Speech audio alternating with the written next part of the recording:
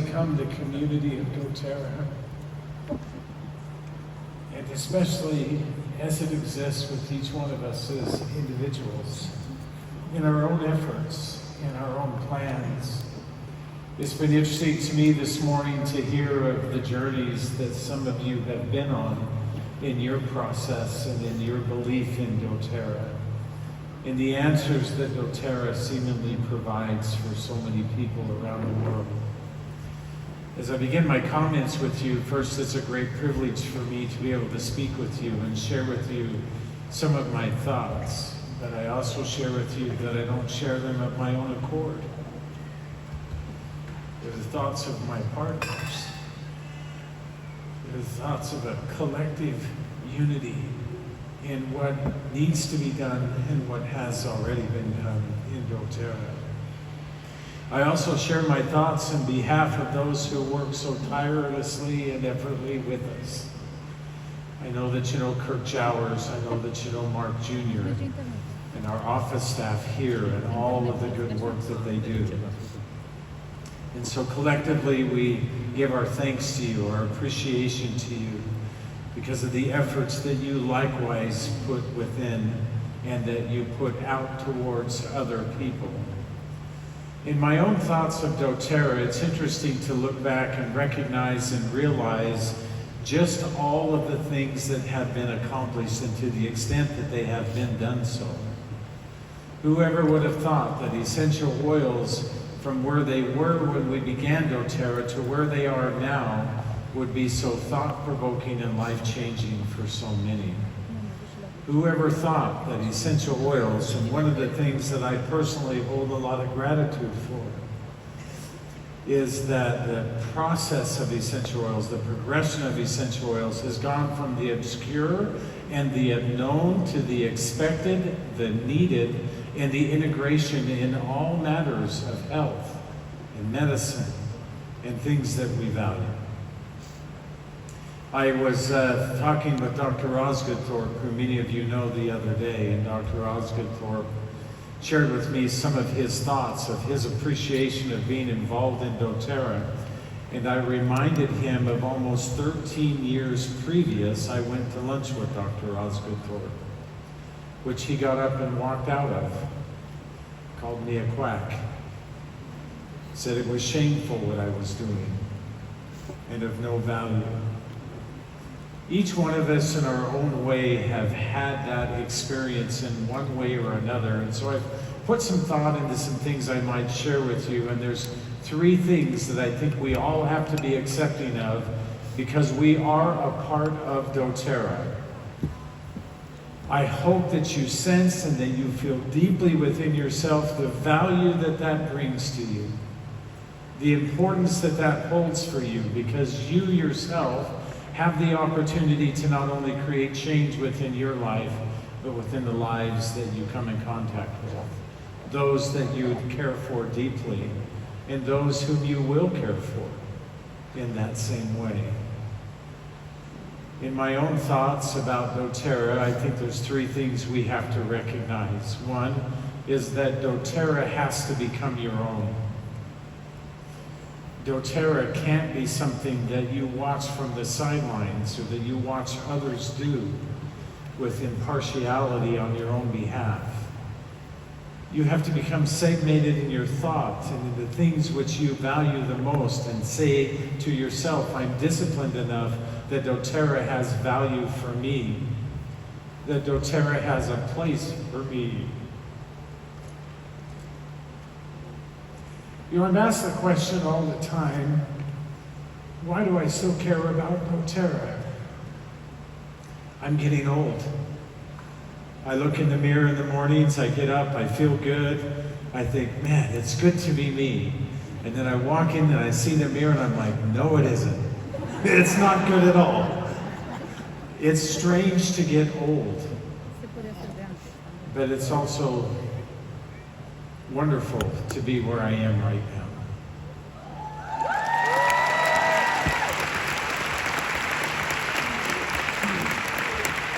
Why I care about doTERRA is the same reasons why you care about doTERRA. I got up this morning and my wife was having some struggles, and so I used oils on her, trying to help her feel better.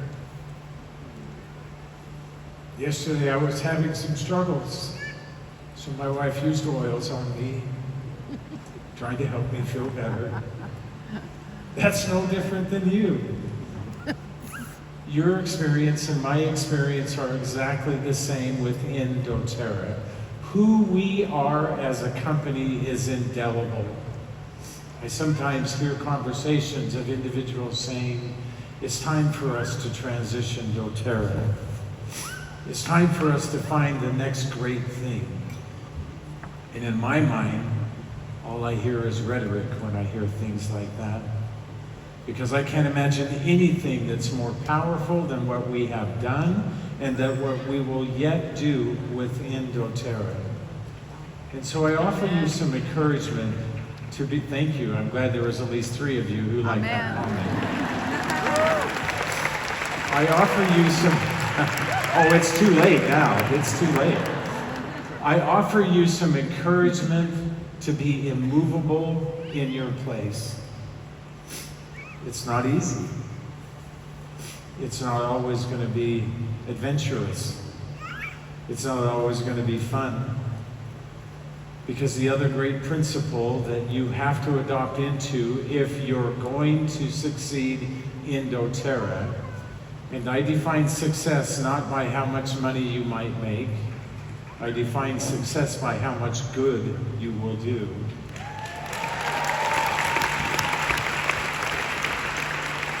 If you and I are to remain successful in doTERRA, we have to commit ourselves to sacrifice.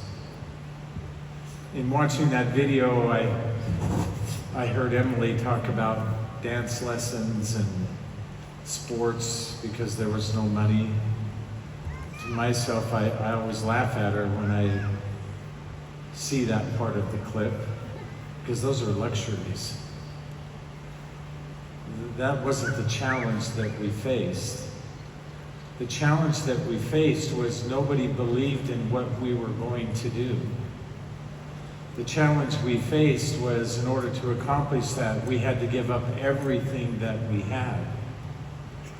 Even my own mother, I remember her coming to me when I first got involved with essential oils, and I had worked very hard in my private practice model, trying to be well respected, trying to take good care of my patients in the best way that I knew how. And my mother came to me as I started to get involved with essential oils, and with all the love that a mother can muster, said, "What is wrong with you, son?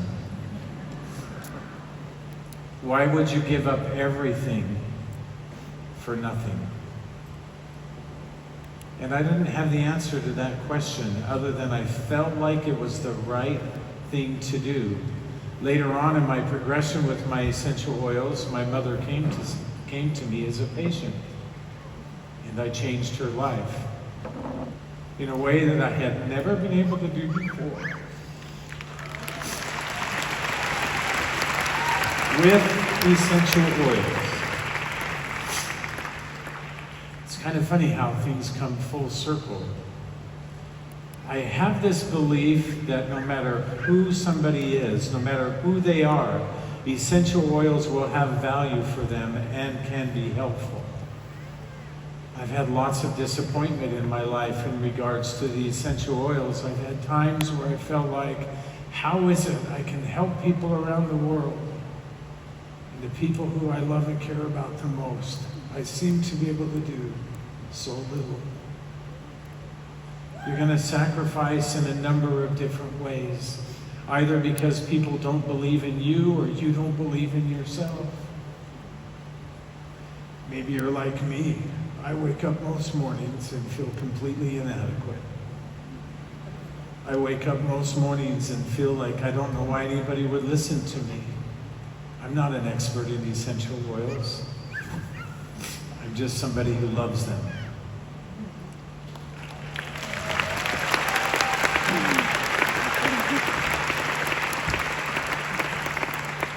My mother, who I was able to help so deeply with the essential oils at the very end of her life, I had just flown to Japan, and as I landed in Japan, I turned my phone back on, and my phone rang, and it was my wife who said, "You have to come home. It's your mother." And so I got back on an airplane, and I flew back home as quickly as I could, and I raced to my house as quickly as I could, and I got there to find my mother unconscious and laying quietly in her bed. And I was angry. I was angry because I had just spoken to her the day before and talked about the things that we would do together, the places that we were going to take her. My father had just passed away a few weeks before that. We were taking care of my parents. And I told my mom, "Mom, don't worry, we'll take care of you." And my mom said, "I can't do this without your father." And a couple of days later, that proved to be true. As I came into my mother's room, my whole family gathered around. We sang her favorite song. And then my family dismissed themselves. And I sat with my mother, who couldn't speak and couldn't communicate with me alone. And I became very angry that I could not help her. And then it dawned on me, yes, I can. And I got out her favorite oil. She had two oils that she loved. One was deep blue, which I learned to hate because deep blue, our house smelled like deep blue for 5 years while we took care of her and my father. And then her other oil was frankincense.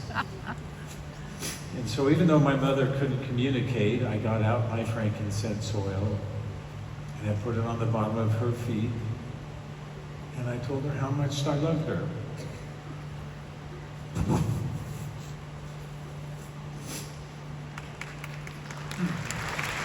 Sorry. And you know what's hard about this? I wasn't going to share any of this with you. I really wasn't. So, my mother passed away a few moments later. Did I help her? No, I didn't save her life. But I got to tell her goodbye and that I loved her in a way where I could express genuine love and concern for her. The essential oils have this unique way of binding us to something that's remarkable. You in your own journey are going to have a number of different sacrifices. I remind myself of a quote from Theodore Roosevelt that I committed to memory years ago. It says, it is far better to dare great things, even though checkered with failure, than to rank among those poor souls who neither enjoy nor suffer much, because they live in the great twilight that knows neither victory nor defeat. Be courageous in the things that you do. Be immovable in your own understanding and value for the essential oils. I hope that you have confidence in doTERRA. I hope you have confidence that in spite of the challenges that we sometimes face, the mistakes that we sometimes make, the overlooks that we sometimes have, they're not intentional, they're not purposeful. And we will correct them, and we will make them right, and we will move through. And we have become this worldwide, multi-billion-dollar company, which is difficult to manage, which is difficult to run, which is difficult to have it be exactly how we anticipated for it to be. Years ago, I remember Dave Sterling coming into one of our meetings, and Dave Sterling has a tell. And Dave Sterling tell is he takes his thumb and his forefinger and he rubs it in the web of his hand on the opposite hand between the thumb and the forefinger. And when he does that, you know, one of two things is about to happen.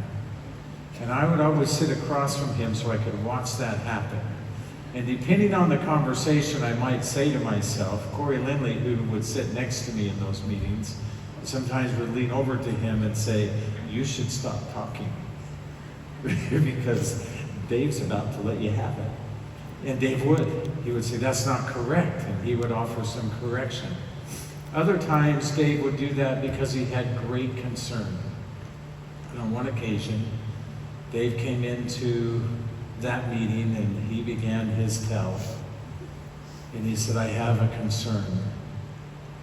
And it was fairly early on in doTERRA. And he said, I'm concerned that we won't be able to maintain the heart and the soul of a small company.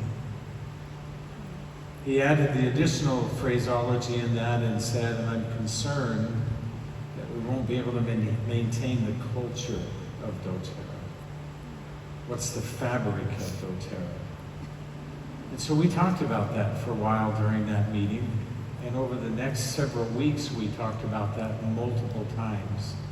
And we came up with all kinds of ideas and thought processes that, well, maybe this would ensure it. Maybe this is what we can do. Maybe we need to launch a program that would be focused on some of those kinds of things. And in the end, none of those were of any value and not where the answer would lie. It was several weeks after we started that process that Dave came in and he began to rub his web of his hand again. And he goes, I have the answer. And we asked intently, well, what is it? Because we had not been able to resolve it. And he said, the answer does not lie with us. It lies with you, with each and every one of you. We sometimes talk about the legacy that is doTERRA.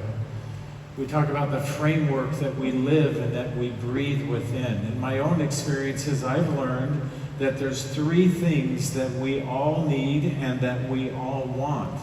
No matter where we are in the world, no matter what our circumstance is, we all only want these three things. One is, we want to know that we matter. One is, we want to know that we belong somewhere. And the last one is, we want to know that we're making a difference somewhere. That's been a good driver of what the culture of doTERRA really is focused on. Who we are at our core, who we are at the very heart of where we are. Helen Keller once said, the best and most beautiful things in the world cannot be seen or touched. They instead have to be felt with the heart. Today I've heard many of you talk about the heart of doTERRA, about feeling with your heart. The name of this convention is to feel, to come to that understanding for yourself to whatever degree that may be. My wife and I, the other day as we were out, had the opportunity to meet several wellness advocates. I'm always thinking somehow I'm going to be incognito, but that never is the case. The other day I went to church. This is kind of a funny story. My wife and I went to church, and as we walked into church, we were visiting a church we had not been to for quite some time because we go to church somewhere else. And as we walked in, some of the parishioners who were there, the people attending church, recognized me. And so quickly got up out of their seats and came and wanted to have pictures taken with me. And I'm like, if we can do this after the service is over, that would be okay. I'll visit with you. And well, but I just got a couple of questions. And so now church is starting and there's a big line and people are taking pictures. Can I offer you some encouragement here? Don't do that. It's not a good idea. And let me offer you some encouragement too, that we're not that special. We're not that unique. We're no different than you are. We thought for ourselves that we can do something different, just like Aditian Centauri thought. We can do something different. We can do something more. We can define for ourselves the outcome that we most want. So the other day when I was out and met some of you as wellness advocates, thank you for saying hello. But we heard a touching story from a young woman by the name of Anna Catherine.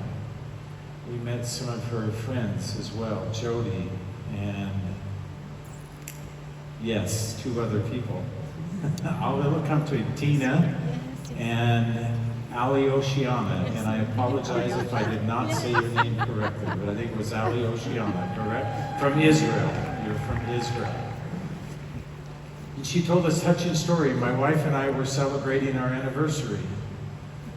And as we were walking down the street, my wife said, well, I'm not really hungry, are you? And I said, no, not really. And she said, well, maybe we should eat. And so we kind of peeked into the windows of this restaurant. Yeah, maybe that would be okay. And we were seen by Anna Catherine, who came out and shared a touching story with us about that. I'm sorry if I share something you would not like me to, but be mad at me later if I did. She talked about the passing of her husband. And she talked about the place that she had found in doTERRA, in the place that she had found with her good friends who love and support her. As you left, what you don't know is my wife and I talked a great deal about you, about what you represent. It's the goodness that permeates throughout doTERRA. You and I have a responsibility to always be gracious, to always be kind, to do the right thing, even when it's the most difficult, even when it's the most challenging. I have a saying that I share with my kids and my family all the time. My grandkids especially hate it when I say this to them. It's a lesson that my father taught me years ago. You really don't value what you don't pay for. We pay for things in our life through a variety of means, don't we? We sometimes pay for them with finances, as we heard a few moments ago, of a valuable lesson that was learned through the loss of finances. We pay through them through our energy, through our connection to people, through our service to other people.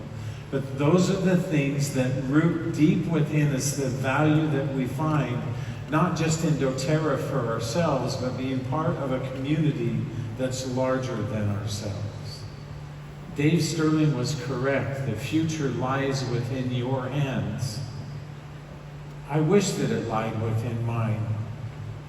I'm getting older. I'm not tired yet. I'm not done yet. But I think I'm doing pretty good for being 65 years old.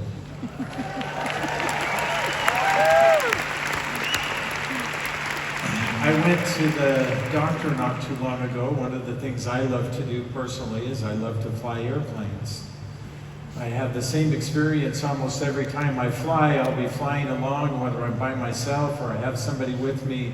I think silently, who put me in charge? This is not a good idea. I shouldn't be doing this on my own. Well, you have to go in for flight reviews once in a while, and you also have to go in for medical exams once in a while. So I went in for my medical exam to be sure that I could keep my license. And the doctor who I was working with came in and he said, Dave, you didn't bother to fill out any of the medications that you take. And I said, I don't take any medications. And I'll never forget his statement. He said, that's not healthy for you. And I said, I thought that was really a good thing that I don't have to take any medications. And he goes, no, it's not. You need to start taking some medications. And I said, well, what for? And he goes, well, you don't have high cholesterol, but what if you did? True story. And I said, but I don't. Oh my goodness. And he said, I know. And I'm going to give you a statin drug so that you never will. And I said, that's not prevention. There's a perspective that develops within doTERRA that says, we can, we must, we should take responsibility for our own wellness, whether that's financial, emotional, spiritual, or health. We need to be involved in those processes for ourselves to whatever extent that we can. We're blessed and we're privileged in doTERRA to have changed the value of essential oils within the healthcare community at large around the world. And there are many, and we have some here with us today, and thank you for being here, who are leading the charge and sharing the essential oils within their environment of medicine, healthcare. You are on the cutting edge and the forefront of all things that are good and the way that the world is changing to accommodate those. doTERRA is immovable. Amen. Yes. I'm going to tell you with every fiber of my being, doTERRA will not, doTERRA cannot change as long as I'm in existence.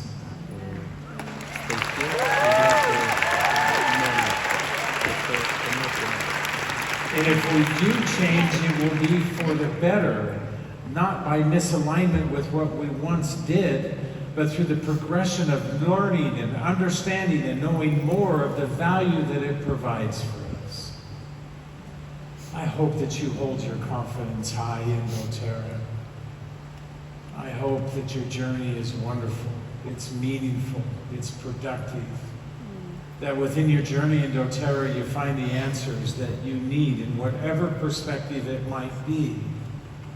I hope that you embrace the family that is doTERRA. It's amazing to me as I come to Europe, to be honest with you, it's the only place I go in the world where there's such a diverse group of culture, of country, of language, of experience. And yet we sit here today completely united in our efforts.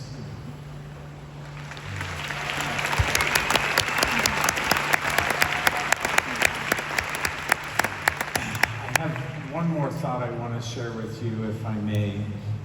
And don't misunderstand this thought. I'm not speaking about myself, but rather what it represents. And it's a poem I memorized a long time ago that I remind myself of quite often because it reminds me of the responsibility that we have. It goes like this. An old man going along highway came at the evening cold and gray to a chasm vast, deep, and wide, through which was flowing a sullen tide. The old man crossed in the twilight dim. The sullen stream had no fears for him, but he paused when he reached the other side and built a bridge to span the tide. Old man, said a fellow pilgrim near, you're wasting your strength in building here. You've crossed the chasm vast, deep, and wide. Why build you a bridge at even tide? The builder lifted his old gray head. In the path I have come, he said, there followeth after me today a youth whose feet must pass this way. This chasm which has been not to me, to that fair-haired youth, may a pitfall be. Good friend, I'm building the bridge for him. Can we please, all of us, be a bridge builder? Can we look beyond where we are right now in this moment? You might be in your very prime in your doTERRA journey. You might be in the beginnings of your stage in doTERRA with your whole future ahead of you. But let us always be mindful that the legacy of doTERRA, the forever nature of doTERRA, which I've heard mentioned on more than one occasion this morning, is dependent on not just what we do, but on what we do, all of us, collectively. Building our future one step at a time, remembering those who will come behind us and the legacy that we leave behind them is perhaps our greatest opportunity. Our future is bright. There are many, many things that we have yet to accomplish and that we will yet do with greatness. Some things that we are planning for currently and some things that we do not yet know. But on behalf of myself and my partners and all of us here at doTERRA, I share with you that you have our full commitment. We will continue to do our very best, to do our part. To be shouldered with you is a great privilege and something that I look forward to more of in the future. I'm excited to be with you over the next few days, to have more time with you. Thank you for letting me spend some time with you this morning.